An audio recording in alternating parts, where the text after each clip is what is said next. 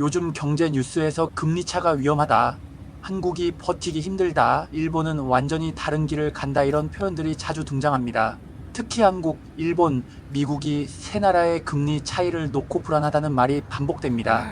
그런데 여기서 중요한 질문이 하나 있습니다.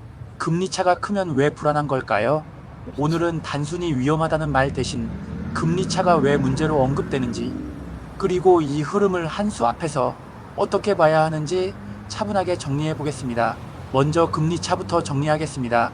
금리는 돈을 빌릴 때 드는 비용이자, 그리고 돈을 맡겼을 때 받는 보상입니다. 국가별로 금리가 다르다는 건 돈을 맡겼을 때 받을 수 있는 보상이 나라별로 다르다는 뜻입니다. 예를 들어 미국 금리가 높고 한국 금리가 그보다 낮다면 자금은 상대적으로 미국으로 이동할 요인이 생깁니다. 이걸 자금 이동 압력이라고 부릅니다. 그래서 금리 차는 단순한 숫자 비교가 아니라 돈이 어디로 움직일 가능성이 있는지를 보여주는 지표입니다. 이제 한국, 일본, 미국을 각각 보겠습니다.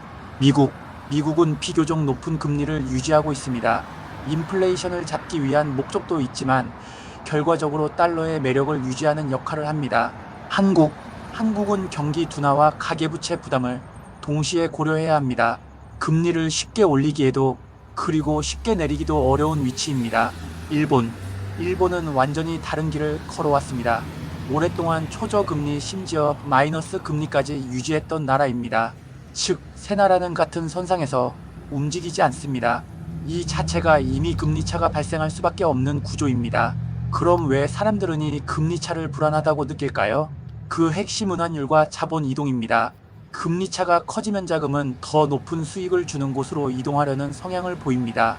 이 과정에서 원화나 엔화 같은 통화는 상대적으로 약해질 수 있습니다. 그래서 금리차, 자본 이동, 환율 상승 이런 연결고리가 만들어집니다. 불안은 이 연결이 너무 빠르게 진행될 수 있다는 우려에서 나옵니다. 여기서 중요한 포인트가 있습니다. 금리차가 존재한다고 해서 항상 위기인 것은 아닙니다. 과거를 보면 금리차가 상당히 컸던 시기에도 경제가 안정적으로 유지된 경우는 많았습니다. 차이를 만드는 건 금리차의 크기보다 그 금리차가 만들어진 이유입니다. 경기 회복 과정에서 생긴 금리차인지, 구조적인 문제로 벌어진 금리차인지, 시장이 이미 알고 있는 금리차인지, 이 구분이 매우 중요합니다. 한국이 금리차에 민감한 이유는 분명합니다. 첫째, 대외 의존도가 높은 경제 구조입니다. 수출과 자본 흐름의 영향을 크게 받습니다. 둘째, 가계부채 비중이 큽니다. 금리를 올리면 내수가 바로 타격을 받습니다. 셋째, 환율 변동이 체감 물가에 빠르게 반영됩니다. 그래서 한국은 금리를 결정할 때 미국, 일본보다 훨씬 더 많은 변수를 동시에 고려해야 합니다. 이 점이 불안의 배경이 됩니다. 많은 사람들이 이렇게 말합니다. 일본은 금리차가 더 큰데 왜 괜찮아 보이냐? 이 질문은 매우 중요합니다.